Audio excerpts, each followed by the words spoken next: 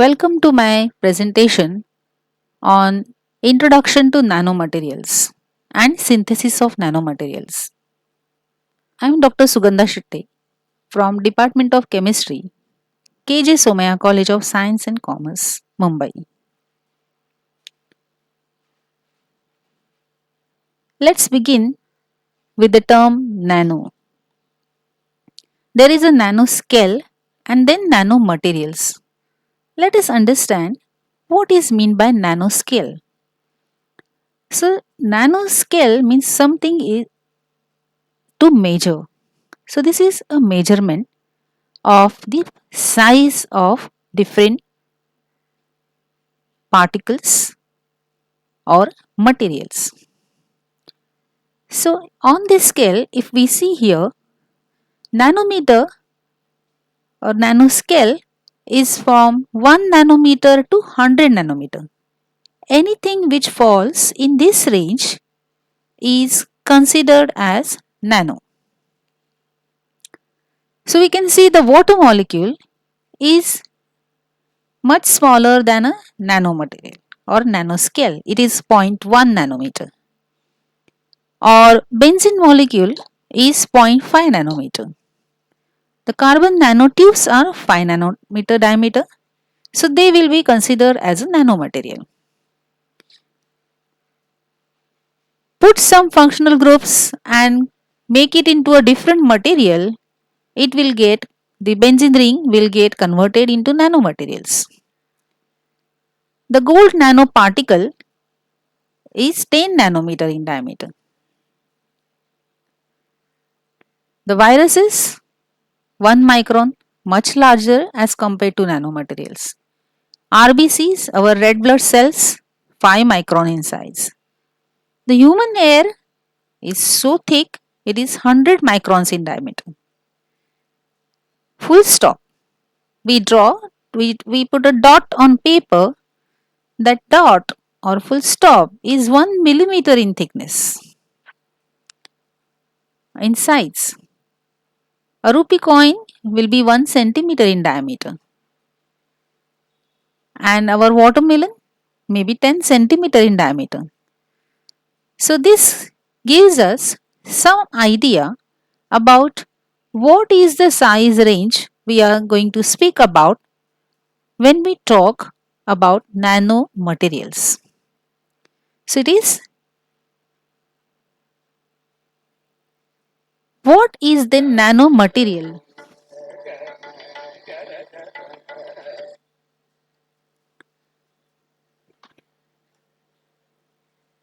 A nanometer is 1000 millionth of a meter or 1 billionth of a meter.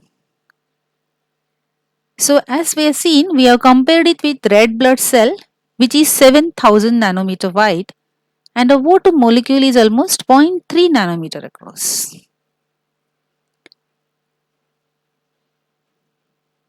So a nanomaterial consists of 50% or more of its constituent particles whose external dimension, one or more external dimension, is in the size range of 1 nanometer to 100 nanometer.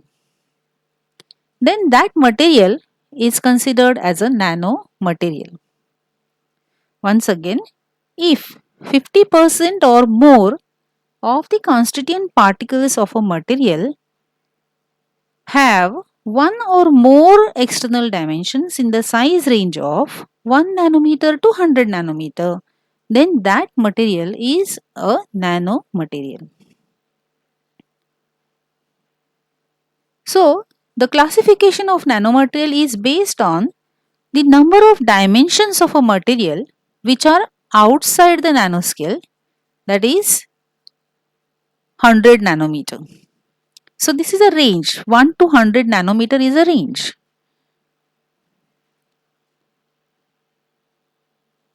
So, let us see how the nanomaterials are classified based on the dimension.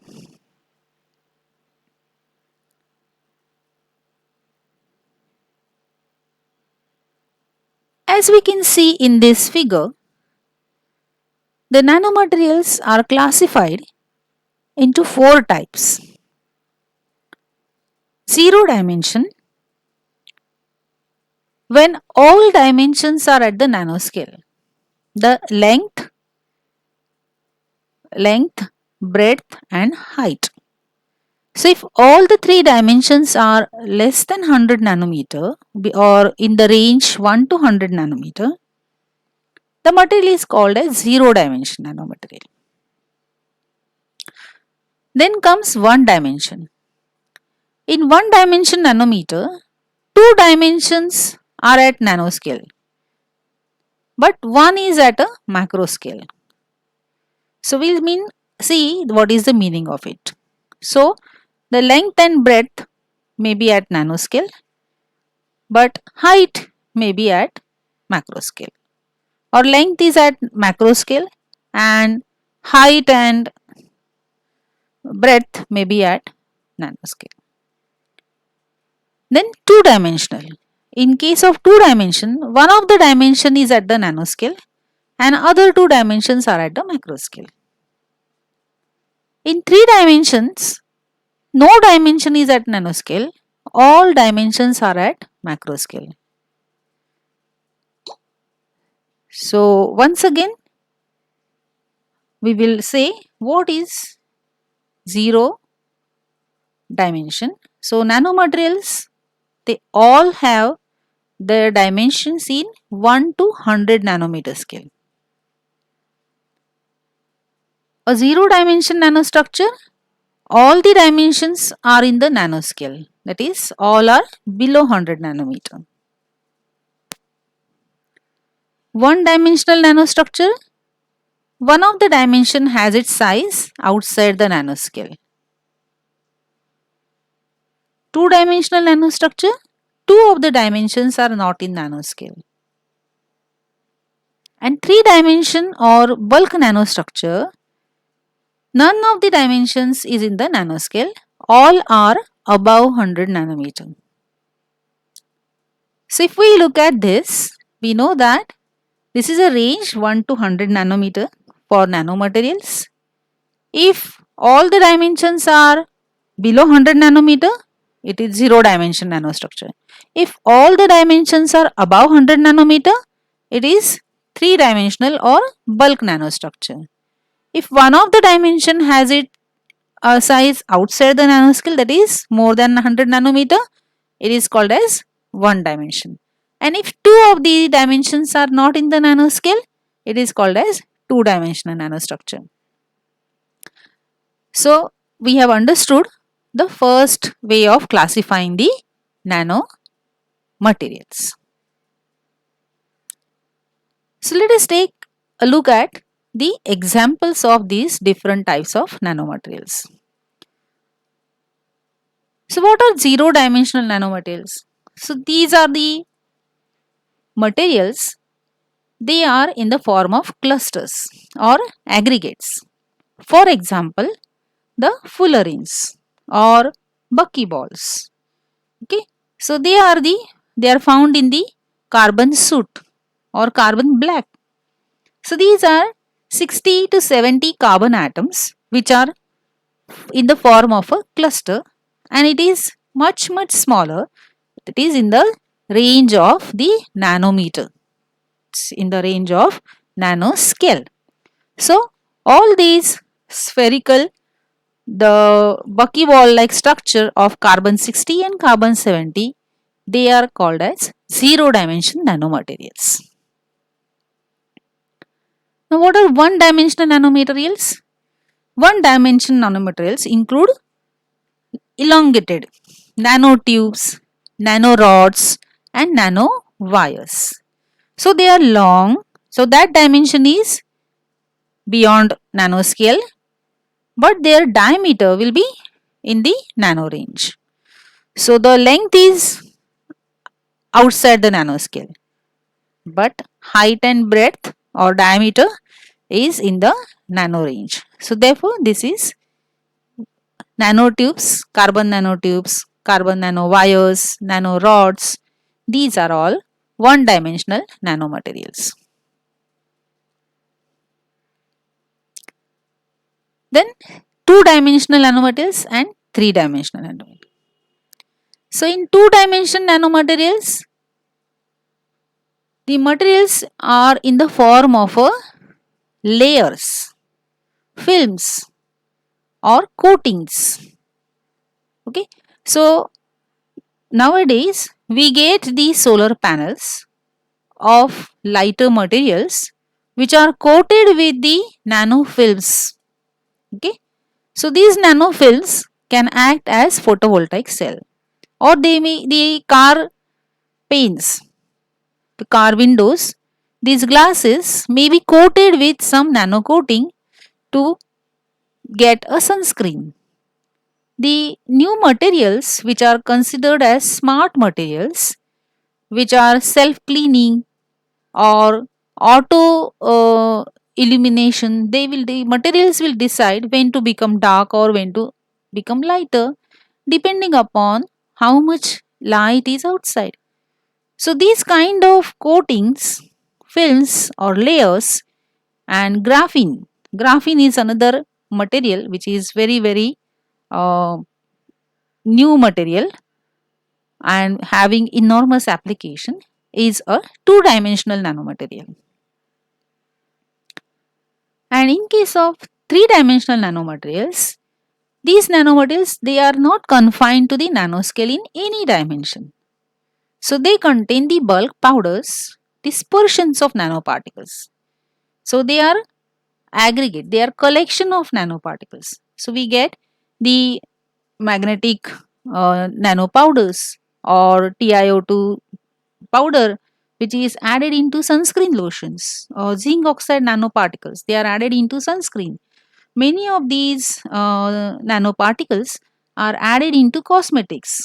So they are in very tiny level. So your scrubbers, so they do contain some materials which are at nano level. Bundles of nanowires.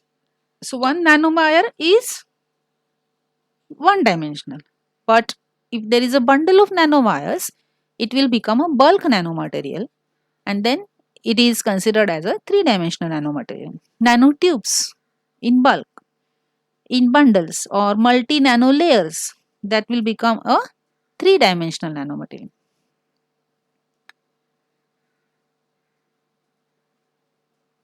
So now think about and answer me these.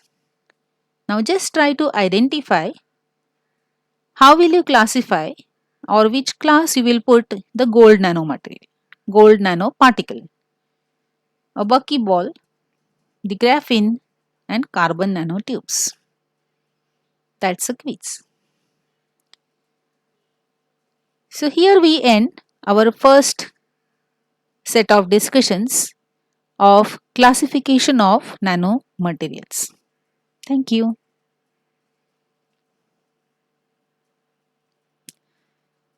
Let us begin the second way of classifying the nanomaterial, which is based on applications.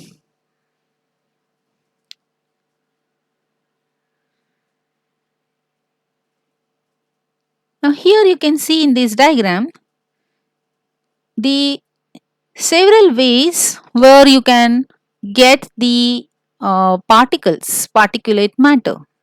So you may get particulate matter like soot or carbon black, fly ash, and during combustion, and you may also get in these materials the nanotubes, carbon nanotubes or fullerenes. Then fine metal and metal oxide nanoparticles is one category of nanoparticles. So here you can see this is a way by which you can produce these nano materials by combustion. Here you are producing these metal oxide nanoparticles by some physical methods. During transportation, also some nanoparticles are emitted in the form of fine carbon particles or battery waste in electric cars, or palladium and platinum nanoparticles which may be used in catalytic converter. So auto traffic is also one of the source of nanoparticles. When the tires they wear out, even they give out the fine rubber particles which may be released into the atmosphere or mixed with the soil, and that is also in the nano range. In medical field, there are silver nanoparticles or gold nanoparticles which may be used for diagnostic as well as for treatment purpose. We'll see them in our subsequent lectures. For energy generation, very nice application of quantum dots are used in the solar cells. And the metal oxide nanoparticles, they are used for solar cell and batteries. Okay. So the function of photovoltaic cell is performed by these layers of uh, metal oxides. And in laundry also you find the application of these metal oxides or silver nanobacterials for disinfecting. Antibacterial fabrics are available. UV proof fabrics are available. Okay. So based on these, let us see now how the nanomaterials are classified. So here you see there are different types of nanomaterials which can be classified into four main categories. One is carbon based material. So you can get the carbon nanotubes, carbon nano wires, buckyballs. Second is metal based material, that is metal oxide nanoparticles, gold, titanium oxide, alumina. Okay. Dendrimers is another interesting category of nanomaterials which is organic polymers. Now these polymers have very interesting properties and they find applications in drug delivery. And lastly, the composites. Now composites are a material which are the original material which are mixed with these nanoparticles or nanomaterials and their properties are enhanced. Okay, they can become lighter, more colorful, or more strong. Okay, bulletproof jackets, for example. So these are all examples of composites. Let us look in detail of this type of classification. So here is the first material, that is carbon based materials. So carbon based material basically includes carbon 60 or carbon 70, the Buckminster fullerenes which we call, or there will be these carbon nanotubes, or these graphite in the form of sheets, or diamond or graphene is also a carbon based nanomaterial. So these nanomaterials, they are mainly composed of carbon and they take a form of either hollow spheres or ellipsoids or tubes. The spherical and ellipsoid carbon nanomaterials are referred to as fullerenes, while cylindrical ones are called as CNT or carbon nanotubes. These CNTs or carbon based materials have several potential applications in films, nanofilms and nano coatings, or stronger and lighter materials, and applications in the field of electronics. Here you see very beautiful, brilliant colored solutions which are the colloidal solutions of cadmium selenide quantum dots. So this is the second category of nanomaterials known as metal based nanomaterials.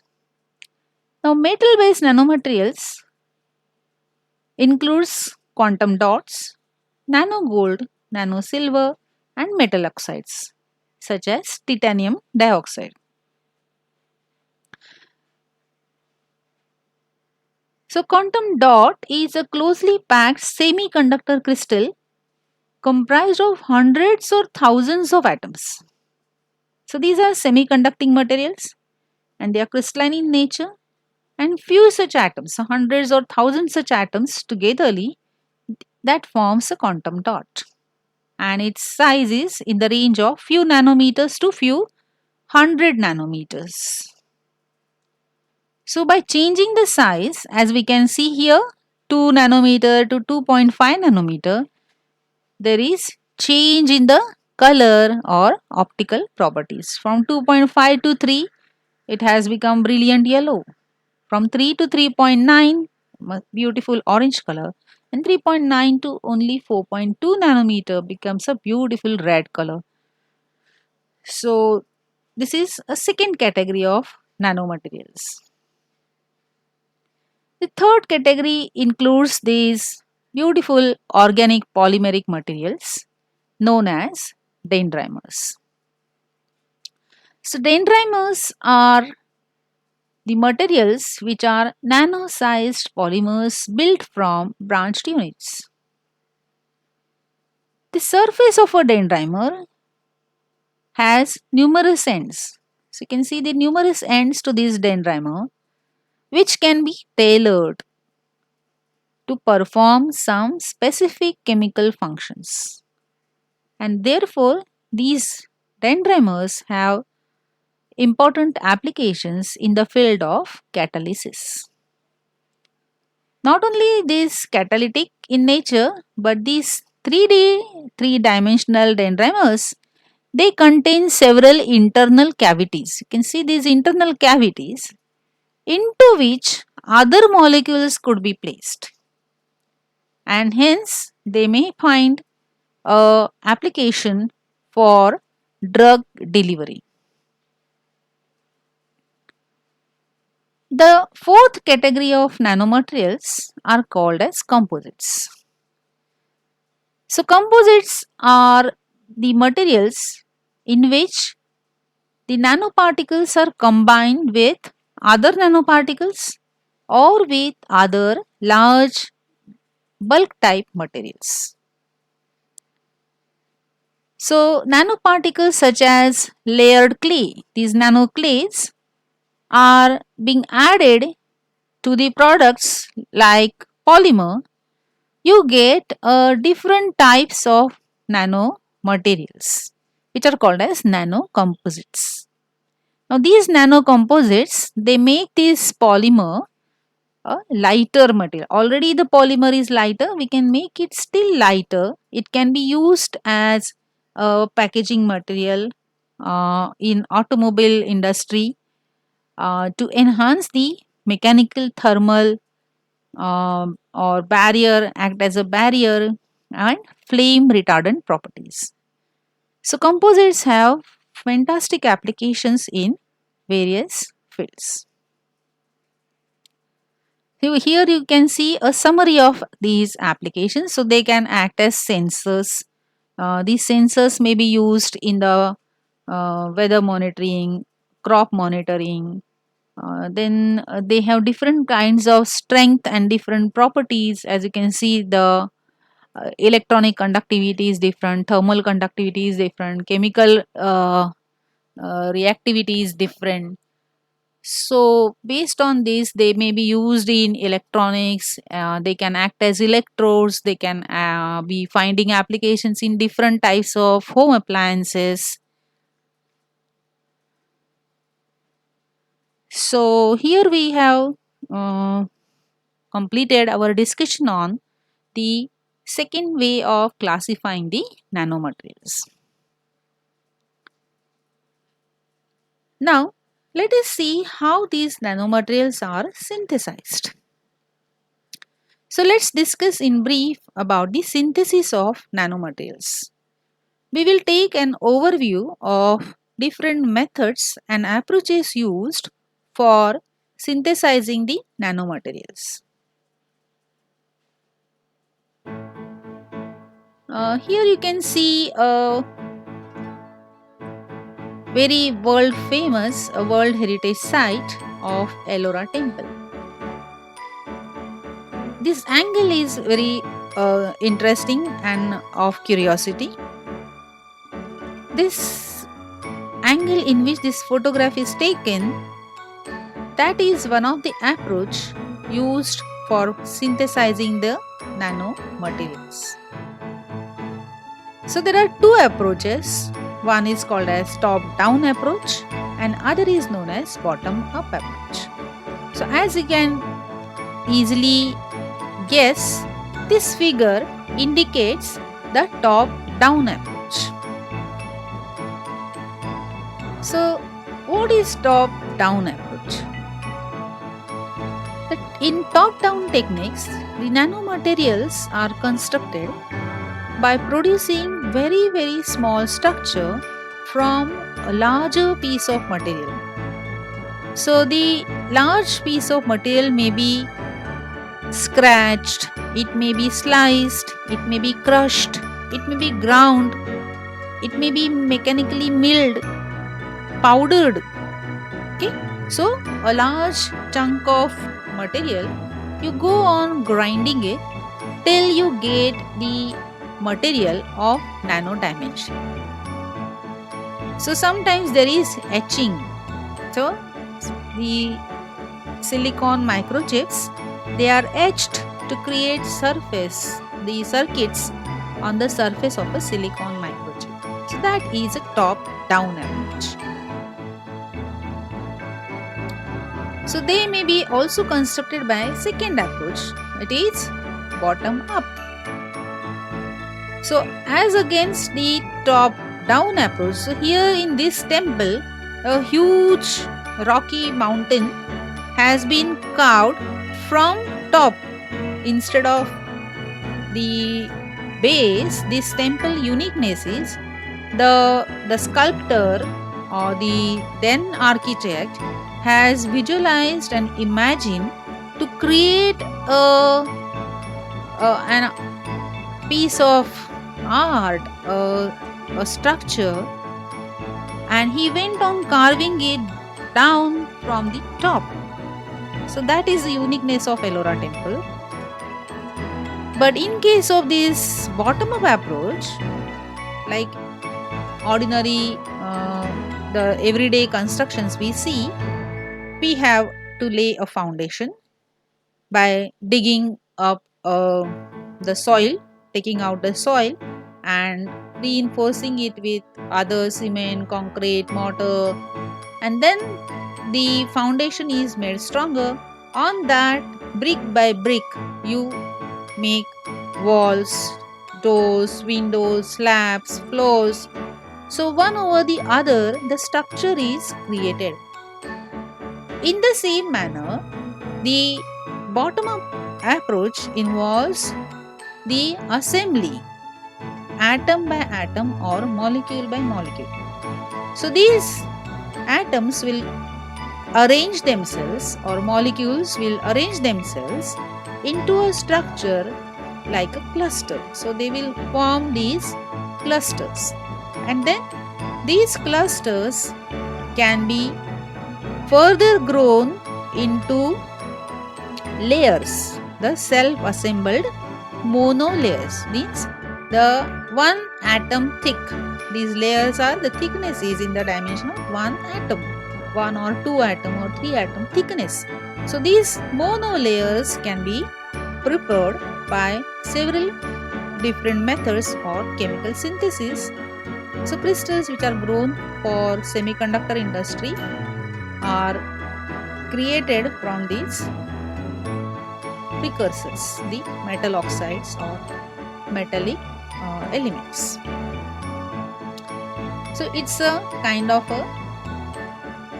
these precursor molecules, they are reduced using certain reducing agent, and then these metal nanoparticles, they are coated with on its surface with some ionic liquid so that they won't aggregate and they will grow.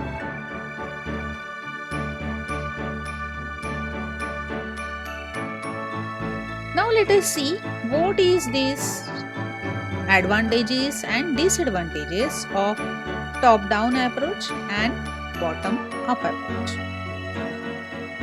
So in a top-down approach, as we have seen just now, it refers to slicing or successive cutting of a bulk material to get nano-sized particle. Whereas in the bottom-up approach, the material is built up from the bottom, atom by atom, molecule by molecule, into clusters and self-assembled monolayers. So what are the advantages of top-down method? The advantages of top-down method is it is very convenient to do large-scale production. There is no deposition over a large substrate is possible in this method.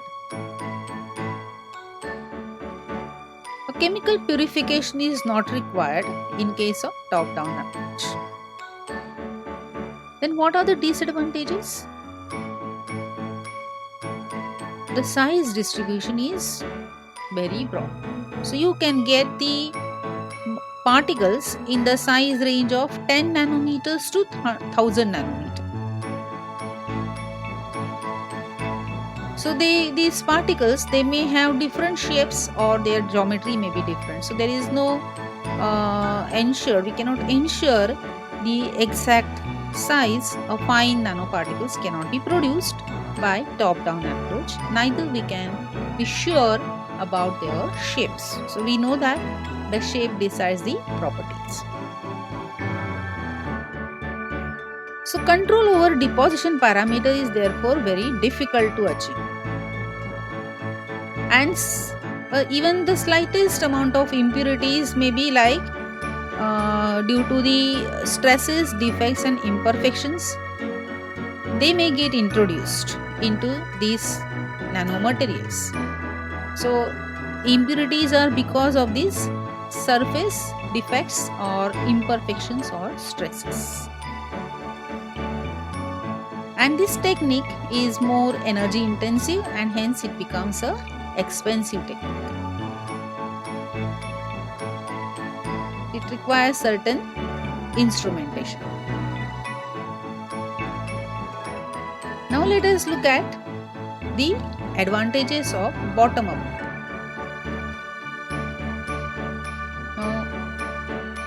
First advantage is we can produce ultra-fine nanoparticles, nanoshell or nanotubes using bottom-up approach. Here the deposition parameters can be controlled. The deposition parameters are pH, concentration, temperature, time. So these parameters can be controlled. The size distribution here is much narrower as against the broad size distribution in top down, that is 10 to 1000 nanometer. Here it is 1 to 20 nanometer. It's relatively cheaper technique because it is mostly chemical synthesis. The disadvantages are large scale production is very difficult, and since it is mostly chemical method, chemical purification of nanoparticles is essential. So we have taken a look at these two important approaches, top down and bottom up, and we have also looked at the advantages and disadvantages of these two approaches. Now let us look at how these nanoparticles are synthesized using either top down or bottom up approach. Now in this case, there are three different options are available for nanoparticle synthesis. One is known as one kind is physical methods.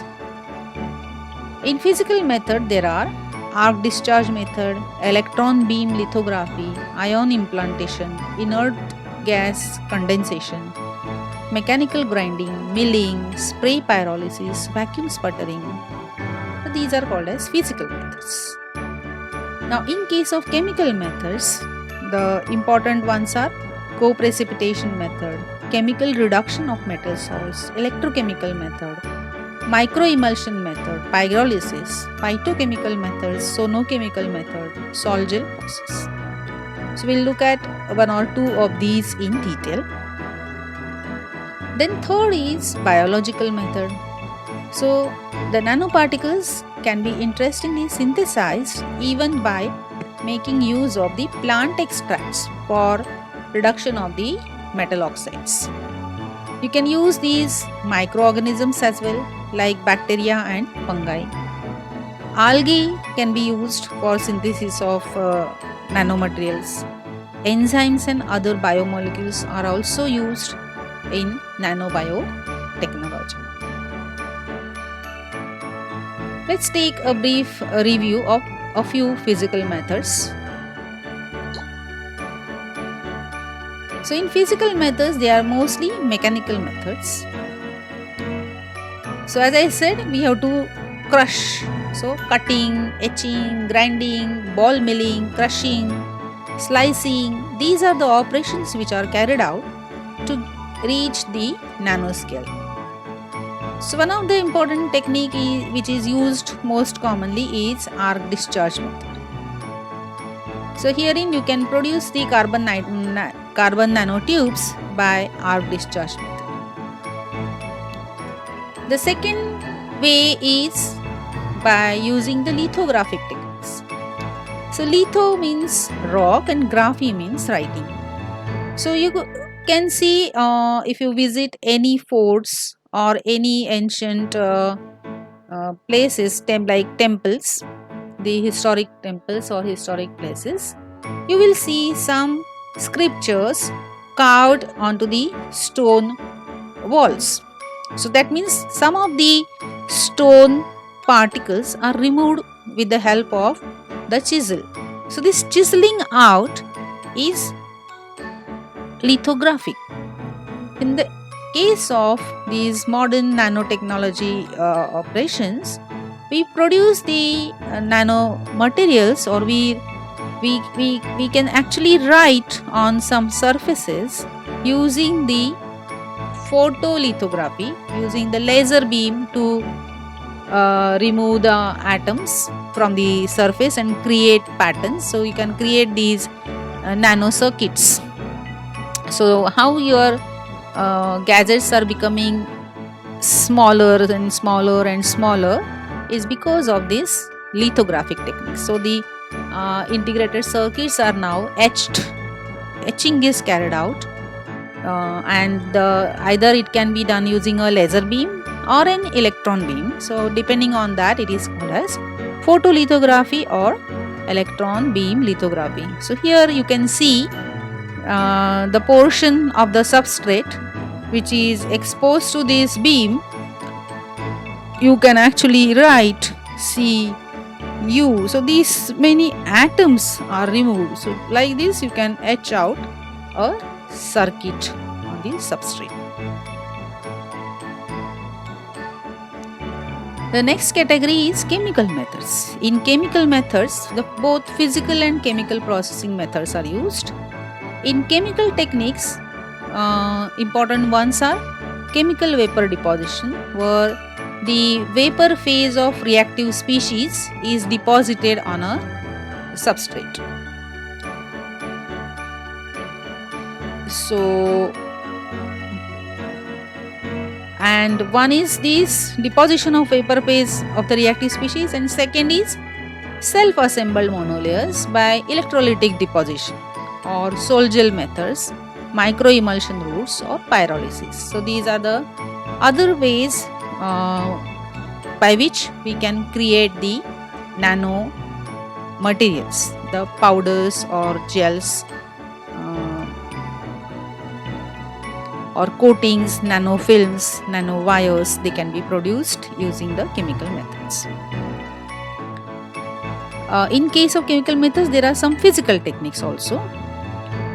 So in the physical techniques, we can see here these are physical vapor deposition. So it involves condensation of vapor phase of the species.